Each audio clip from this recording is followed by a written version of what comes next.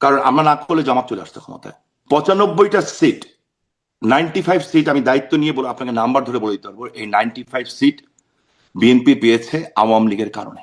আমি আমার নিজের নির্বাচনী এলাকায় আমি কিন্তু বিএনপি ইলেকশন করেছি, এমন দায়িত্ব নিয়ে বলছি করেছি। আদর্শিক কারণে আমার নেত্রী একটা বক্তব্য দিয়েছিলেন, হালকা করে আপনি দেখেন, মেমোরাইজ করে দেখবেন, যে স্বাধীনতা বিরোধী শক্তি যাতে ক্ষমতা আসতে না পারে। এই বক্তব্যতে আমাদের জন্য ইশারাই কাফি।